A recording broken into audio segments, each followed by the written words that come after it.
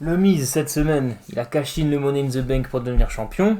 Et moi, j'ai craché un max de cash pour acheter des comics. On va voir ça tout de suite.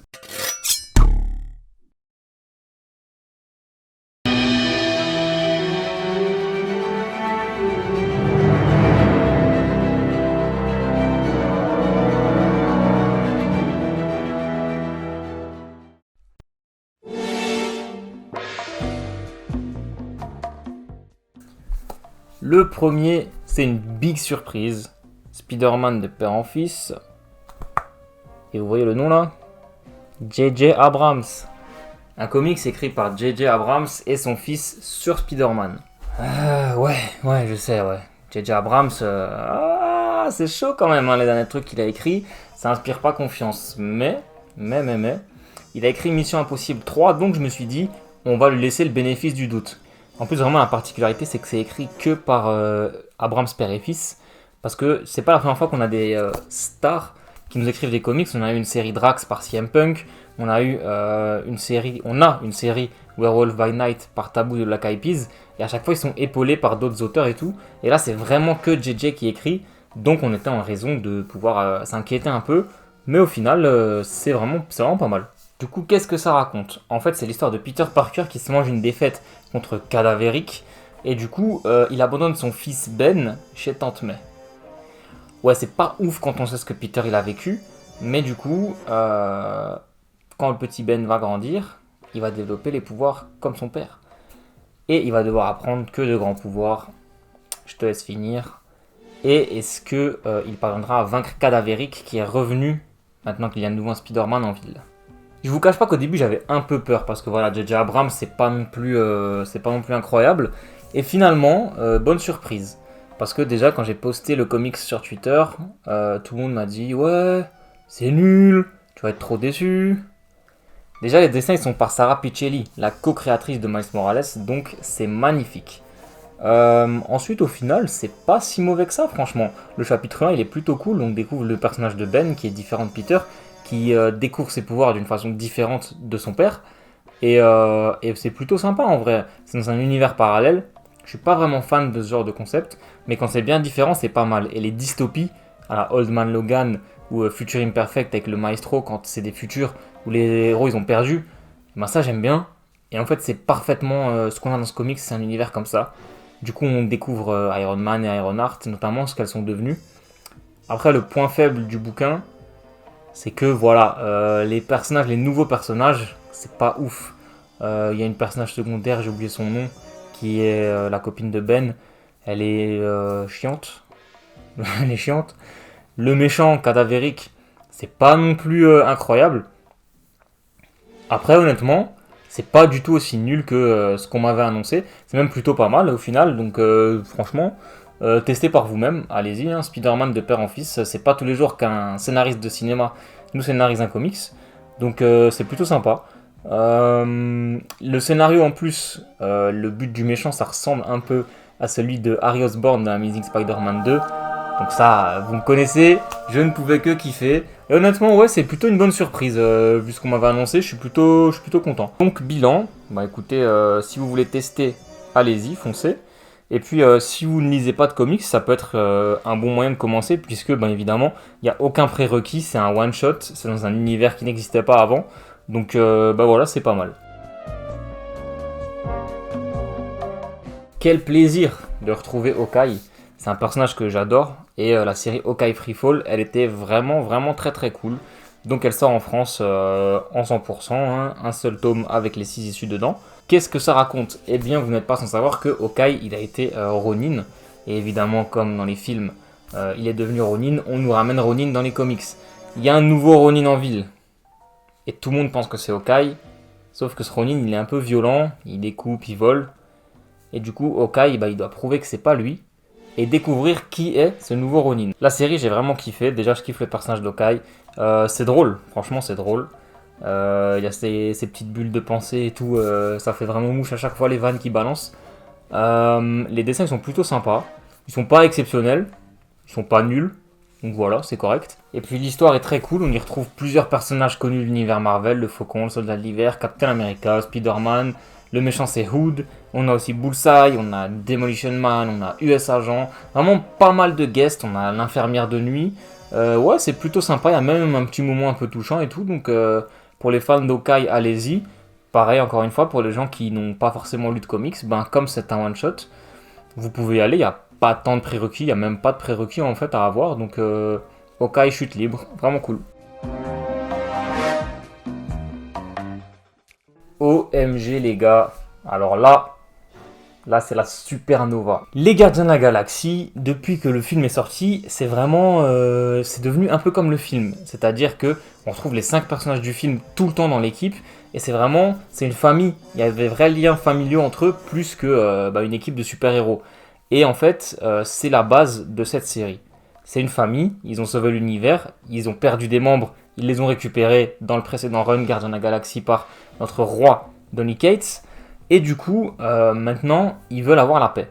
Sauf que Nova débarque, il y a les dieux de l'Olympe qui se sont réincarnés dans l'espace après être morts dans Avengers No Road Home.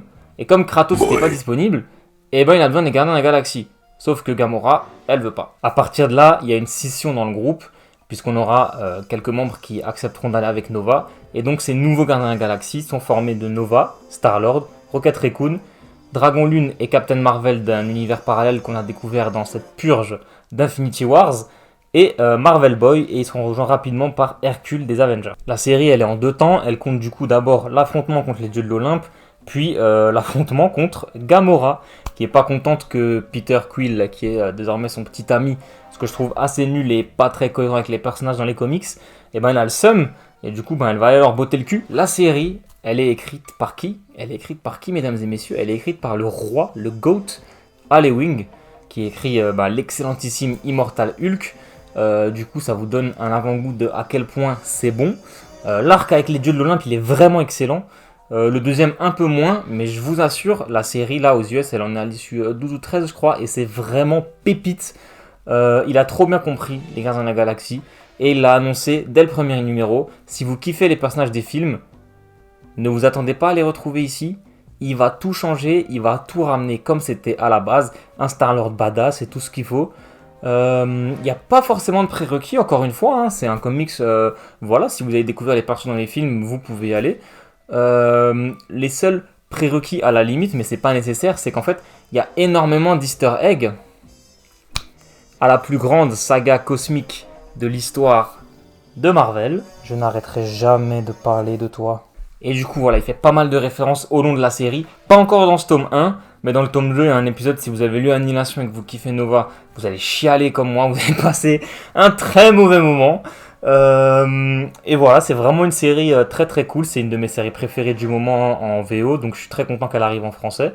Les dessins, ils sont un peu particuliers. C'est beau, mais je sais pas, les visages des personnages, j'accroche pas trop, je les trouve un peu bizarres. Mais voilà, la série est vraiment vraiment cool. Ça met en avant des persos qu'on n'a pas forcément l'habitude de voir dans les Gardiens de la Galaxie. Ben voilà, Marvel Boy, Dragon Lune qu'on n'a pas vu depuis longtemps, Hercule, c'est très cool de revoir Hercule, donc voilà. Et l'équipe, elle va s'agrandir vers l'issue 15, je crois. Il l'avait annoncé. Il y a plein de nouveaux personnages qui vont rejoindre les Gardiens de la Galaxie. Alors oui, c'est pas pour tout de suite, ça nous projette, mais c'est pour vous donner des arguments de plus si vous voulez acheter la série. Il y a le Docteur Fataliste qui va rejoindre l'équipe. Voilà, c'est tout, voilà. Petit crochet rapide par les softcovers avant d'attaquer le dernier titre. Évidemment, comme d'habitude, Venom par le roi, le boss ultime, Donny Cates. Qu'est-ce qu'on a ce mois-ci ? Eh ben, vous l'avez vu à la couverture, on a le one-shot Web of Venom Race, rebaptisé Spectre en français. Un personnage qu'on avait découvert dans Annihilation Conquest et qu'on n'a jamais revu avant que Donny Cates nous le ramène dans les Gardiens de la Galaxie. Et puis finalement, il a droit à son propre one-shot puisque Race, en fait, c'est un personnage qui a un symbiote différent de celui de Venom. Ça s'appelle les Exolons, c'est comme des fourmis symbiotiques, mais c'est aussi créé par notre boss à tous. Et au final, il est en quête un peu sur ses origines, sur d'où il vient, qu'est-ce que sont réellement les Exolons. Et c'est un one-shot central pour comprendre King in Black qui va arriver bientôt en France et qui détruit tout aux États-Unis. Franchement, si le dernier numéro est aussi bon que les 4 premiers, ça va surpasser Annihilation dans mon classement. Et voilà, il faut vraiment lire Web of Venom Race, parce qu'il est très très important. Concernant les autres numéros, on a un numéro de Scream, un numéro de Ravencroft, pas grand chose à dire dessus. Et on a 2 numéros du nouvel arc de Venom qui commence. Le dernier arrêt avant King in Black, Venom Beyond, où il est poursuivi par un nouveau vilain, Virus, et ils vont se retrouver dans un univers parallèle. C'est assez intéressant, c'est pas le meilleur arc de Donny Cates sur Venom, on sent que c'est un peu transitoire, c'est pour faire grandir Dylan, le fils de Venom. Mais l'arc il est plutôt sympa quand même, voilà, encore une fois c'est un futur dystopique. Donc j'ai bien kiffé voir ce que les personnages sont devenus malgré qu'ils aient perdu et tout. Donc voilà. Vous connaissez la chanson, hein, Dawn of X. À nouveau, il n'y en a qu'un seul ce mois-ci. J'ai pas grand chose de spécial à dire dessus. Il y a l'arrivée de la série Cable dans le magazine, comme on peut le voir sur la couverture. La série, elle est pas exceptionnelle pour l'instant. C'est plutôt sympa. L'épisode 1 et 2, ils teasaient le retour d'un personnage que j'adore. Mais, je sais pas, on est au moins au numéro 10 aux États-Unis. Et il n'y a toujours pas ce personnage qui est revenu. Donc je sais pas, j'espère qu'ils l'ont pas oublié. La série elle est pas mal liée au crossover Ten of Swords qui devrait pas tarder à arriver je pense. Et voilà, la série elle est standard quoi, elle est pas exceptionnelle, elle est pas mauvaise. Les dessins c'est les mêmes que sur la couverture. C'est particulier mais c'est plutôt sympathique. Et j'ai très très hâte de Dawn of X volume 10 puisque ma série préférée arrive dedans, c'est celle des Aliens. Et là on en parlera plus du coup dans un mois. Et enfin, le dernier comics que j'ai acheté ce mois-ci. Là, les gars, je crois qu'on en a déjà parlé. Hein. On a déjà parlé du 1 et du 2. Mais là, on va parler plus longuement de Daredevil par Chip Zdarsky. Parce que vraiment, c'est trop grave. Je vous bassine avec Donny Cates et Venom depuis des mois maintenant. On fait pas mal de propagande sur Immortal Hulk aussi. Mais du coup, c'est quoi la 3e meilleure série de Marvel ? Et c'est vraiment celle-là les gars. Et il n'y a pas assez de monde qui en parle, je comprends pas pourquoi. Daredevil c'est vraiment ce genre de personnage, il a jamais eu un mauvais run. C'est toujours bien Daredevil. Et Daredevil par Zdarsky, c'est exceptionnel, c'est vraiment exceptionnel. Pour remettre un peu de contexte, qu'est-ce qui s'est passé avant le run ? Vous vous rappelez, Daredevil s'était mangé un camion, il avait décidé d'arrêter d'être Daredevil, puis finalement il était revenu, il est un peu plus rouillé qu'avant. Et au début du run, du coup, il va tuer un mec pendant une bagarre et va se sentir très coupable. Et il abandonne l'identité de Daredevil. Dans le tome 2, il n'y a pas beaucoup d'action. Daredevil n'est même pas présent. Et du coup, on suit un peu Matt qui s'adapte à sa nouvelle vie. Et de l'autre côté, on suit le caïd. Rappelez-vous, Wilson Fisk il est devenu maire de New York. Et il a décidé d'arrêter ses activités criminelles pour devenir un honnête businessman. Et du coup, c'est à suivre dans Daredevil tome 3, l'enfer. Déjà, avant de résumer ce qui se passe un peu dans le tome ou quoi, Marco Checchetto est de retour au dessin. Donc, tu as là-dedans les meilleurs dessins possibles pour un comics Marvel. J'exagère même pas. Ce mec, il n'y a personne qui mange à sa table. C'est parfait. Ça suffit pas d'être magnifique. Le scénario, il tabasse aussi. Eh oui. Qu'est-ce qu'on voit là-dedans ? On voit Daredevil qui se fait entraîner par Elektra, qui réapprend à être Daredevil, à se bastonner. Et en même temps, on voit le caïd qui apprend cette nouvelle sphère dans laquelle il évolue des businessmen, des hommes puissants qui sont des raclures finalement comme lui, mais qui sont pas le même genre de raclures. Et en fait, il y a le chapitre 2 et 3, c'est vraiment stylé parce que Daredevil, du coup, il se bagarre sans être Daredevil. Et le caïd, il est dans un truc d'affaires sans être le caïd. Et tu sais, du coup, il narre ce qui se passe en mode ouais, ils ont pas peur de moi, ils savent pas qui je suis, c'est moi qui ai peur et tout. Et en fait, ce que Matt il dit, ça s'applique à Wilson, et ce que Wilson il dit, ça s'applique à Matt. Et c'est vraiment cool à voir. Et puis le chapitre 3 avec le caïd, non, c'est trop grave, c'est trop grave. Ce qui se passe dans ce bouquin, c'est incroyable, ça met des frissons et tout. Et la suite, vous n'êtes clairement pas prêts les amis, parce que c'est vraiment incroyable. Et puis je le répète encore une fois, les dessins de Checchetto, c'est gravissime. Les persos, ils sont trop beaux. Elektra, elle est trop belle. Matt, il est trop beau. C'est un truc de fou. Et puis voilà, qu'est-ce que j'ai d'autre à dire sur Daredevil de Zdarsky ? Vous l'avez vu à la couverture, c'est Monsieur Spider-Man qui est dessus. Zdarsky, il a écrit Spider-Man. Je pense, honnêtement, c'est le meilleur auteur de ces dernières années sur Spider-Man. Il a fait Friendly Neighborhood Spider-Man, qui était une petite série vraiment sympa. Dedans, il y a un numéro où Peter il va à Make-A-Wish pour réaliser un rêve d'un petit qui a le cancer, c'est ouf. C'est lui qui a écrit Spider-Man Life Story. On vous bassine pas mal avec quand même, parce que c'est vraiment bien aussi. Et du coup, il connaît trop bien le perso. Spider-Man, il est hyper bien écrit. Déjà dans le tome 1, il revient dans ce tome-là où il y a une conversation avec un flic par rapport au rôle des super-héros vis-à-vis de la justice. La conversation est folle. Donc voilà, je ne peux que vous recommander encore et encore Daredevil de Zdarsky. On est au tome 3. Et puis voilà. Le mois prochain, ça devrait être assez lourd puisque d'un côté, on a les 30 ans de Deadpool. De l'autre côté, on a Empire, il me semble, qui arrive en France. Donc le prochain crossover, le prochain event. Donc il y a pas mal de trucs à se mettre sous la dent. D'ici là, ben écoutez les gars, je vous souhaite, les gars et les filles, hein, je vous souhaite une bonne lecture. J'espère que mes conseils vous auront été utiles.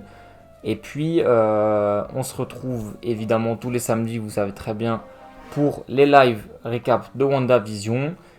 Et bientôt ça va changer, ce sera les lives Falcon and Winter Soldier. D'ici là, portez-vous bien. N'oubliez pas qu'un Cobra Kai ne meurt jamais. C'était Warvel. Ciao!